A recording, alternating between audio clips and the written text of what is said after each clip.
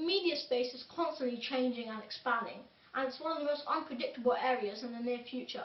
Small startups that wouldn't have had a chance at a growth 10 years earlier are rocketing in shares today, and huge companies from the 80s are taking their last breaths in 2015. Never is this more true than in the children's media space. Minecraft, a game about building stuff with no other purpose, exploded onto the gaming market. It baffled several game developers and businessmen worldwide. The game's developers, Mojang, a Swedish company no one had heard of, later made a ton of money after the company was acquired by Facebook for $2.5 billion. On the other hand, big budget games like Star Wars 1313 are cancelled when they don't generate enough support. The reason for this constant evolution of children's media is us ourselves. Walk into any school and get to know our interests and the latest trends, and visit 2 weeks later and it will be an entirely different story. We change our interests as we please, often wasting money on gadgets and gizmos when we're bored with them, and this poses the greatest threat to children's media firms, the threat of the audience losing interest. The most successful products are the ones that keep your interest and have replay value. But before you even start thinking about successful products and marketing campaigns, you first have to understand how media will be consumed for children in the following years. Will we have TV? Will gaming consoles be eclipsed by mobile? Will computers still be used, or is the era of the iPad fast approaching? These are my predictions. Television used to be every child's entertainment centre, whether it was Saturday morning cartoons or gripping BBC dramas, and we'd spend hours a day glued to one screen. Take a look at the youth nowadays, and it's a different story. You'll find children complaining that there's nothing on due to the lack of diversity. That's when YouTube crashed headfirst into teen life. Suddenly, a vast expanse of entertainment lay at your fingertips from any iPad, computer or smartphone. Kids could use one site for cartoons, comedy, web series, vlogging and even their homework. I predict that in the future, television will no longer have linear streams, but instead be on demand.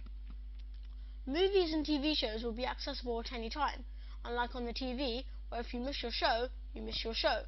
In a very similar fashion to streaming services like Amazon Instant Video, people will be able to watch what they want, when they want, and for a cheap price.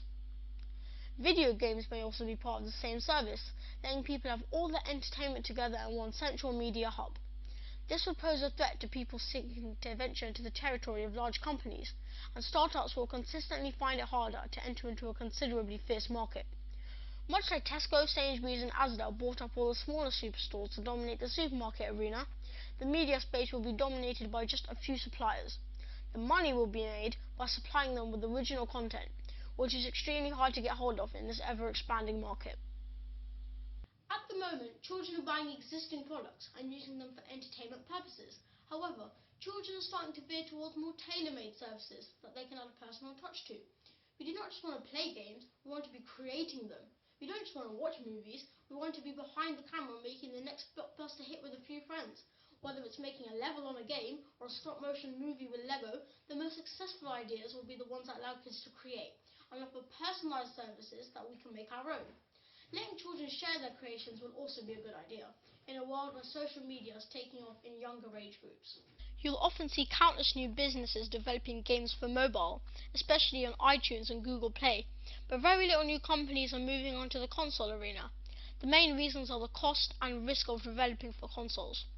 The Ubisoft CEO estimated that the average production budget for next-gen games would be $60 million. An IGN article published in 2006 states that the cost for licensing a game varies between $3 and $10 per unit. However, publishing a game to the PlayStation Store or Xbox Live Arcade is a much cheaper option, which is extremely popular for indie developers. On the other hand, game studios can make successful iOS games for $10,000, and even then, children learning to code can make apps for as little as a few $100s in their bedrooms. The PlayStation 4 dev kit costs $2.5 grand, and that's before you've even started making a game, whereas the iOS licensing fee is only $99 a year. Mobile app usage grew by 76% in 2014. As well as the cost of developing being cheaper, the cost for the consumer is much cheaper as well. A PS4 or Xbox One console would cost roughly £300, and new games cost around £40 at launch. Everybody already has a smartphone nowadays, so there isn't really any large cost to buy the gaming function, and you can get most good games for free, or £2 to £3, As a result, many parents are giving children the option of mobile gaming over console gaming, and I predict that in the future, whilst consoles will not have died out, they will not be as in many homes due to the surge in popularity for cheap mobile gaming. I'd like to finish by talking about what I personally enjoy. As a kid myself, I enjoy watching action and comedy movies, playing first-person shooters and other games on PlayStation, and playing football. I also enjoy drama, and I'm currently performing as a lead role in my school's junior production. With regards to media, I mostly use a desktop computer or the family television, using catch-up services such as BBC iPlayer most of the time as there's nothing on. I also watch lots of YouTube videos, particularly gaming videos and movie trailers. The children's media space is unpredictable and a fiercely competitive market, but I hope my ideas will have given you some insight into the future of children's media through the eyes of an actual child. I'm Faheem Anwar, and thank you for listening.